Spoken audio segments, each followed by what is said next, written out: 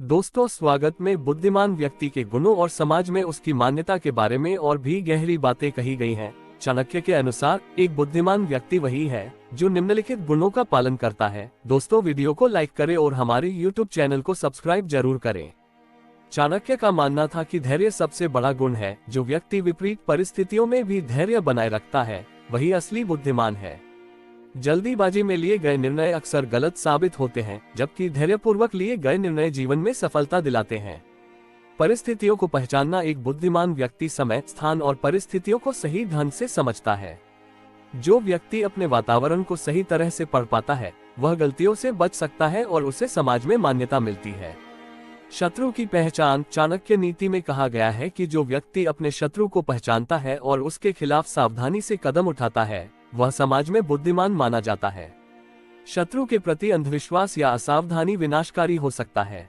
ज्ञान का सही उपयोग। ज्ञान तभी फलदायी है जब उसका सही तरीके से उपयोग किया जाए। केवल पढ़ा लिखा होना या जानकारी होना पर्याप्त नहीं है, उसे सही तरीके से व्यवहार में लाना ही असली बुद्धिमत्ता। एक जंगल में एक सिंह और एक लोमड़ी रहते थे। सिंह ताकतवर था और सभी जानवर उससे डरते थे, जबकि लोमड़ी चालाक और समझदार थी। एक दिन जंगल में अकाल पड़ा और सभी जानवर भूख से परेशान होने लगे। सिंह ने बिना सोचे समझे अन्य जानवरों का शिकार करना शुरू कर दिया, जिससे जंगल में भय फैल गया। लेकिन लोमड़ी ने धैर्य से सोचा और जंगल के जानवरों को संगठित करके भोजन का सही प्रबंध किया। कुछ समय बाद जब स्थिति सामान्य हुई, सिंह ने देखा कि सभी जानवर लोमड़ी का सम्मान कर रहे हैं। तब सिंह को एहसास हुआ कि केवल ताकत होना ही काफी नहीं है, बुद्धिमानी और धैर्य के साथ काम करना जरूरी है। इस कहानी से यह समझा जा सकता है कि समाज में वही व्यक्ति बुद्धिमान माना जाता है जो शक्ति के साथ साथ अपनी बुद्धि और विवेक का भी सही उपयोग करता है। चाणक्य नीति हमें सिखाती है कि असली बुद्धिमानी परिस्थितियों के अनुसार सही निर्णय लेने में है और समाज में वही लोग मान्यता प्राप्त करते हैं जो ऐसा करने में सक्षम होते हैं। में जीवन के हर पहलू से जुड़ी गहन शिक्षाएं दी गई हैं और बुद्धिमान व्यक्ति की पहचान को लेकर कई महत्वपूर्ण बातें बताई गई हैं। आइए कुछ और प्रमुख बिंदुओं और एक और प्रेरक कहानी के जरिए इसे समझते हैं। बुद्धिमान व्यक्ति के अन्य गुण। जीवन। चाणक्य का मानना था कि बुद्धिमान वही है जो जीवन के हर क्षेत्र में संतुलन बनाए रखता है। चाहे वह काम हो, परिवार हो या व्यक्तिगत जीवन, व्यक्ति को संतुलित दृष्टिकोण से चलना चाहिए।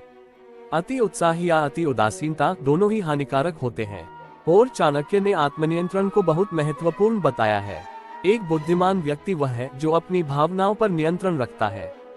क्रोध, लोभ और ईर्ष्या जैसे नकारात्मक भावनाएं व्यक्ति को कमजोर करती हैं, जबकि आत्मनियंत्रण उसे सशक्त बनाता है। सही संगति का चुनाव। चाणक्य नीति में ये बताया गया है कि व्यक्ति की संगति उसका भविष्य निर्धारित करती है। जो लोग अच्छे और बुद्धिमान व्यक्तियों की संगति में रहते हैं वे भी उन्हीं की तरह समझदार और सफल होते हैं। गलत संगति से व्यक्ति का पतन हो सकता है।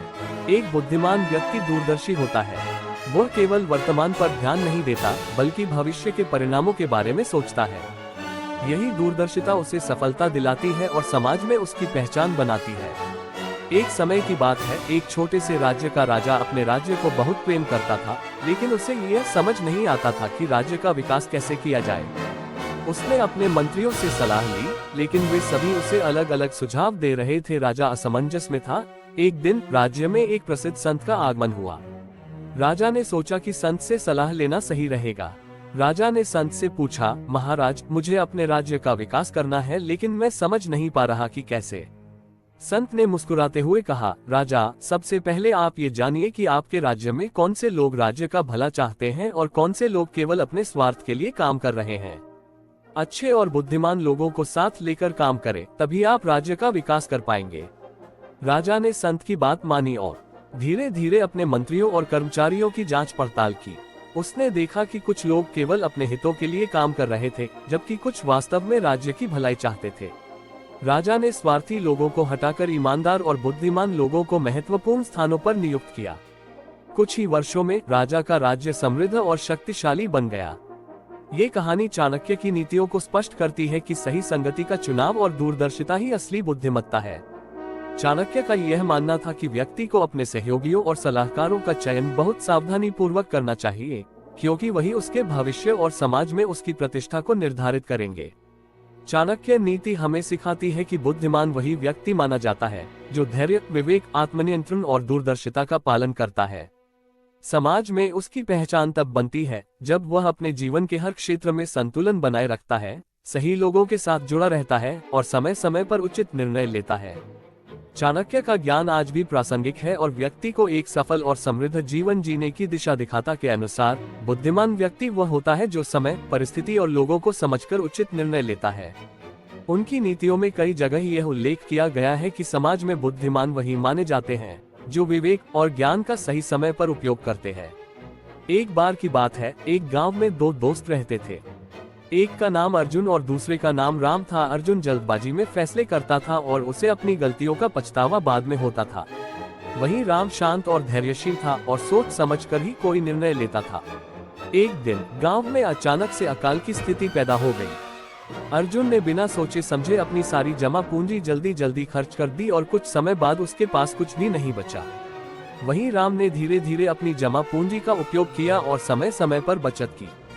जब अकाल लंबा चला, अर्जुन मुसीबत में पड़ गया और राम से मदद मांगने पहुंचा।